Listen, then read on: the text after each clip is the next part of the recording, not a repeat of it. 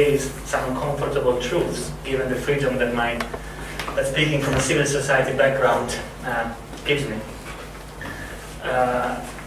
And I suppose it's interesting to begin by reminding us all that the perception on the ground on the part of, unfortunately, a majority of European citizens, as well as organized intermediary bodies, movements, NGOs, parties, and trade unions in some instances, is not simply the perception that the European Union is not protecting fundamental rights and citizenship rights. It is the perception that the European Union is undermining citizenship rights and democratic rights. This has been one of the most tragic results of the mismanagement of the crisis over the last 5 years, growing distrust towards the capacity of EU structures to guarantee and safeguard the democratic nature of our union, as a matter of fact. And so we have a double challenge ahead. We have to show that the European Union can safeguard fundamental and citizenship rights, and by doing that, we safeguard the idea of the European Union itself. This is, for me, the interesting element in how the ALDE group decided to name the proposals that Jean-Marie Cavada briefly outlined, Democratic Pact. And indeed, it is a question of democracy. It is not merely a question of safeguarding a set of rights through certain procedures. It is a question of demonstrating that the European Union can be an ally can be on the side of citizens in guaranteeing the persistent democratic nature of the European construction.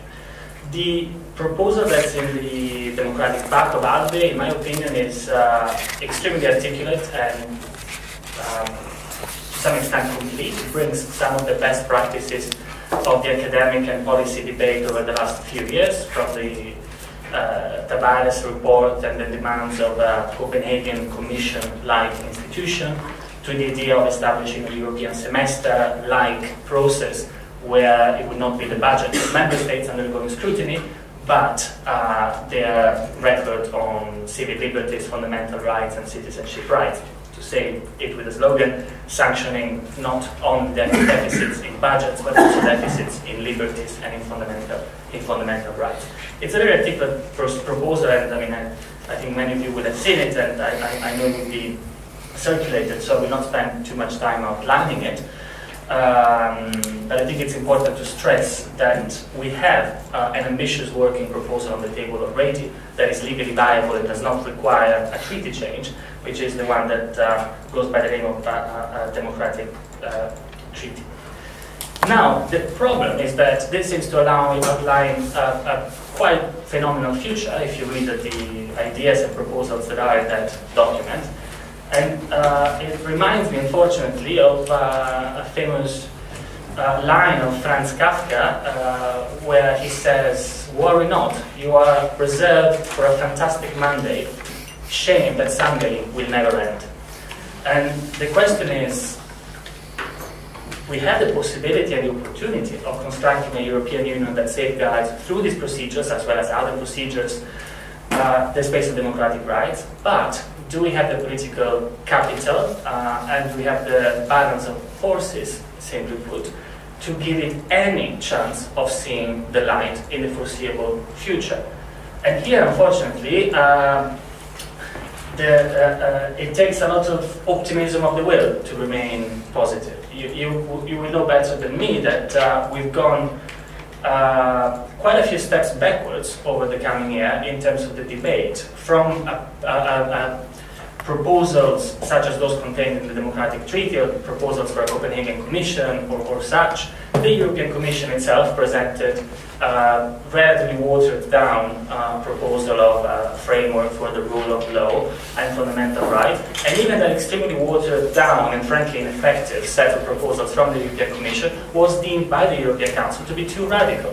And the European Council is now looking at a framework on the rule of law, which before being inadequate is unreasonable. It replicates a system that we already have. We have such dialogues with almost 40 developing countries, and the evidence of any achievement or success through those dialogues, frankly, is non-existent. we can go back and look at some of the evidence of where these dialogues have been conducted to see that, unfortunately, in no instance can we say that any particularly interesting result has come out of them. The hypocrisy of imagining that an informal debate within heads of state about the perceived violations of fundamental rights of one of them would lead anywhere is frankly a high hypocrisy that everybody can make out, and can make out rather quickly. So my question would be, how do we go back to making a reality proposals that would have a chance of actually addressing the concerns of a citizenship that is every day more disappointed and enraged in some circumstances by the lack of any action of the European Union for the protection of fundamental rights and citizenship rights. And here I think the ball is very much in the courtyard of European parties and the European Parliament, precisely as the political body of the transnational institutions. And we perhaps need a little bit of courage in establishing a wide-reaching, multi-level, articulated political campaign on the necessity of a democratic pact for Europe. A European campaign that is not ashamed or is not afraid of unveiling the hypocrisy of member states, is not ashamed or afraid of unveiling oftentimes the counterproductive discourse and policies that the member states themselves are putting in place in the European Council, counterproductive and against the interest of the very citizens that they represent. And a campaign that mobilizes citizens, a campaign that shows that there are institutions, such as the European Parliament, that are ready to stand up for European citizens who feel, to be quite frank with you, increasingly alone and isolated by an institutional setup that is not ready to mobilize for them, but is very, very ready to mobilize when it comes to protecting the prerogatives of member states or heads of states. We know that there is a lot of interest in civil society sectors, more organized civil society sectors, for the idea of working around citizenship rights and fundamental rights. There are many alliances in Brussels that are forming. Civil Society Europe is one of them. The recommendations that come out of the European Year of Citizens contain a lot of the points that are also recuperated in the proposal that ALDE makes. And that's certainly a start. It's certainly insufficient as well. We know how isolated the Brussels NGOs and the Brussels civil society organizations oftentimes are.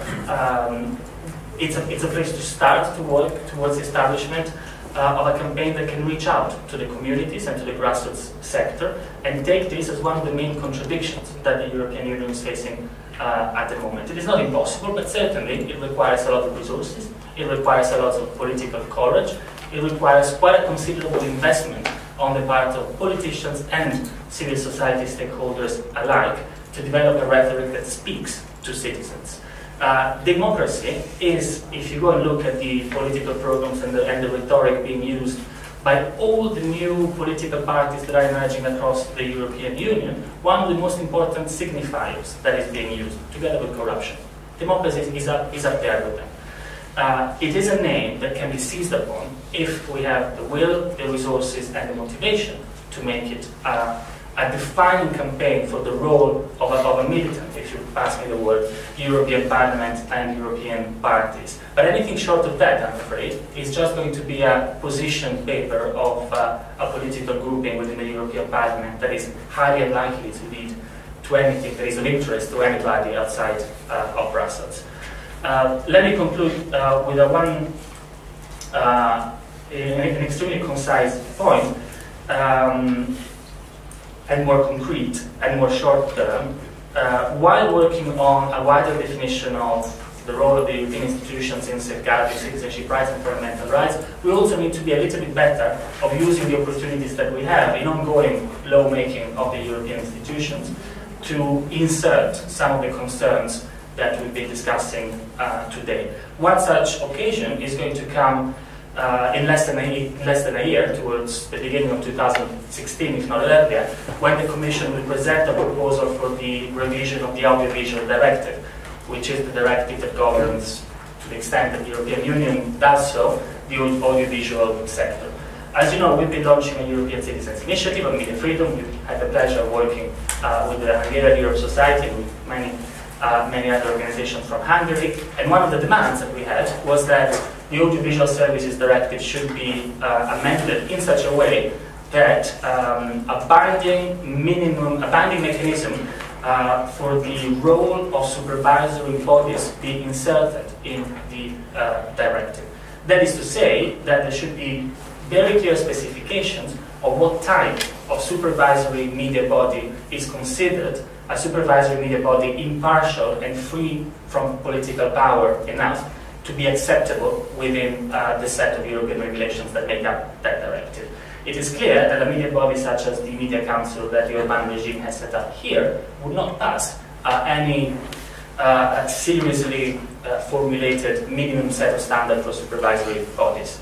This is, of course, not something that is going to solve all the evils of the Orbán regime or all the problems that European citizens complain about on a daily basis, but it is a very concrete and within grasp in the short term step that we can take to at least attack the monopoly over media that a certain control through a supervisory body such as the Media Council is giving those in power in a country such as Hungary. And that's a mobilization that I think we should work together on in the very short term, and it's a potentially achievable demand to be won. I will stop there.